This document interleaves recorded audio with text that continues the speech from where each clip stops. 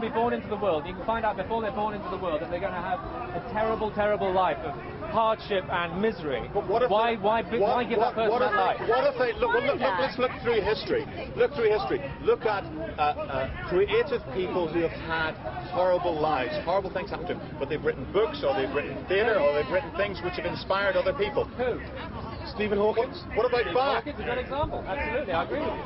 Right, but somebody else would come along with great ideas. But you would have them killed.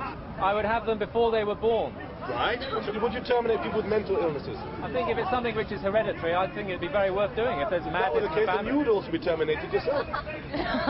I didn't agree with his views or his statements, and I felt that somebody needed to say something. The rest of the crowd was quite placid and not saying much. I think the worst thing that could happen is someone comes to Speaker's Corner, says things and is unchallenged, especially if they're not very well thought through or they're just downright offensive. All I'm here is presenting my opinion.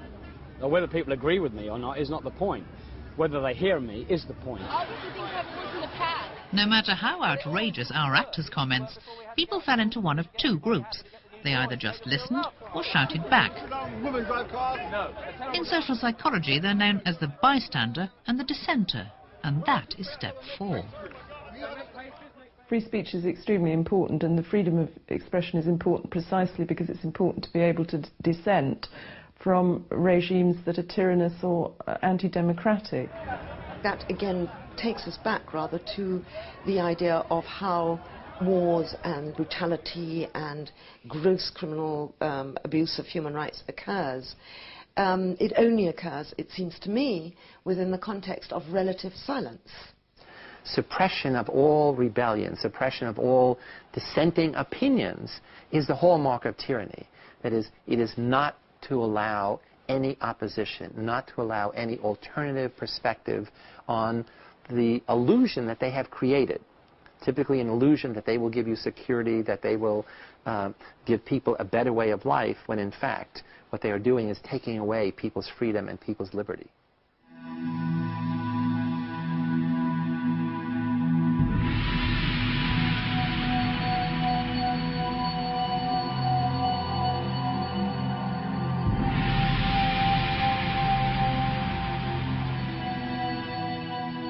A tyrannous regime suppresses the dissenter, as seen here in Burma.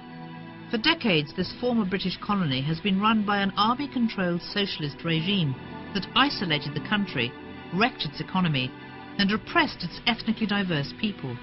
Now children are used as slave labour as the country tries to rebuild its shattered infrastructure.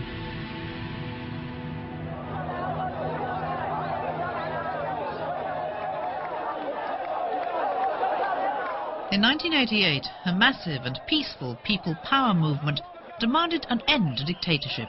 A new junta seized power. It quelled freedom of expression and the democracy movement.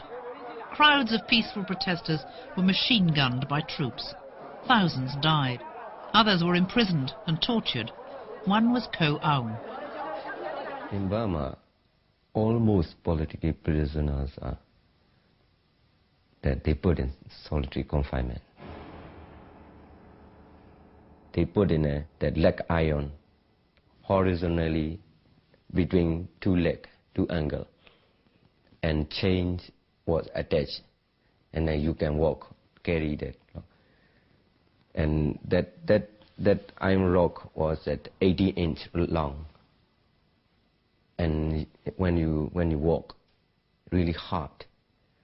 And they get that sort of iron lock at least 1 month, minimum 1 month and maximum 6 months.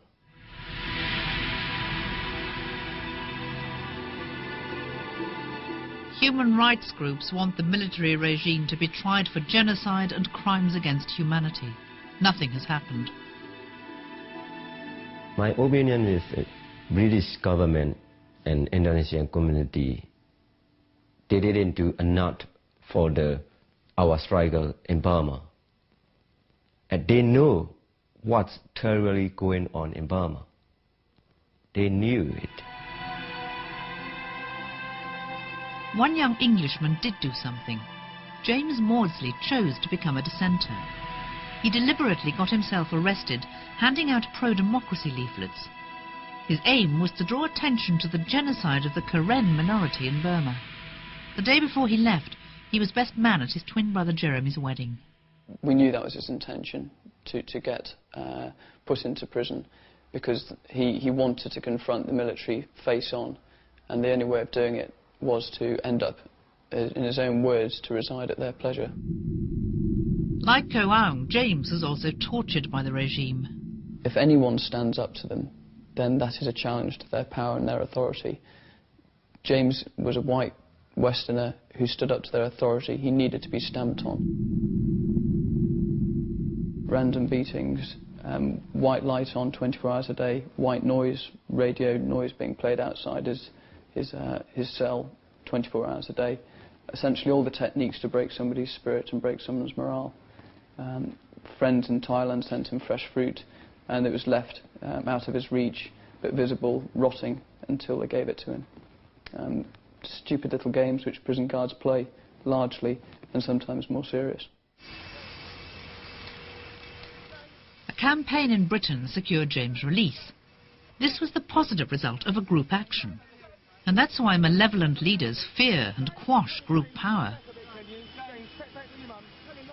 But if enough people say, no, this is wrong, then we can bring that regime, which is a totalitarian regime, we can bring it into line by humanitarian standards before too many of the local population have their fingers burned so heavily that they lose their fight.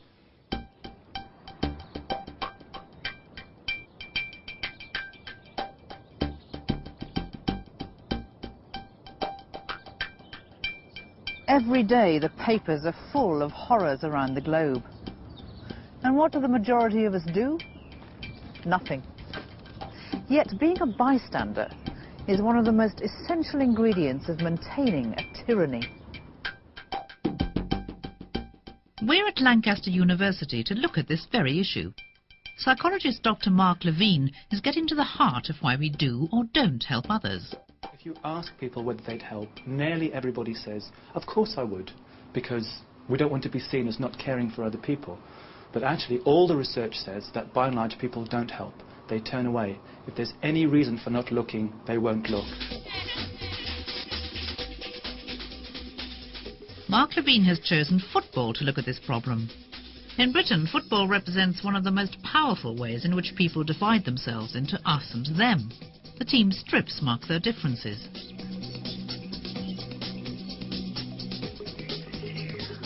He's used these strong allegiances to see how the tribal instinct can affect our ability to help or to turn a blind eye to others in need. We wanted to show that it's when people feel that they have some kind of relationship to a stranger that they'd be more likely to help them. And football is a really good domain for doing this kind of thing, because football fans feel powerful bonds to other football fans. Join the contest. James well out. Cole, oh dear, oh, we can do without that. A little bit of trouble. Dr. Levine chose one of the most intense rivalries, that between Manchester United and Liverpool. It's explosive, both on and off the pitch. The crowd have been warm in their rivalry and no more.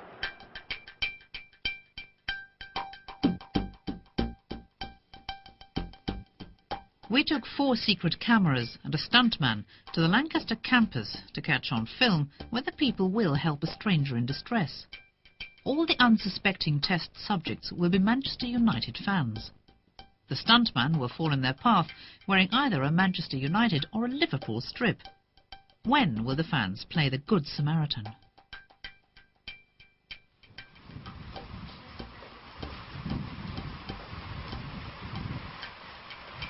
First, our stuntman is in a Manchester United shirt, as the Manchester United supporter approaches.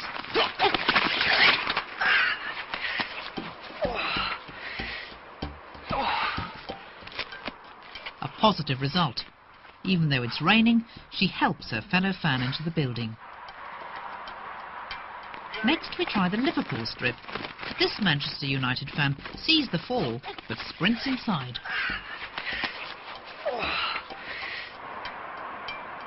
going to go?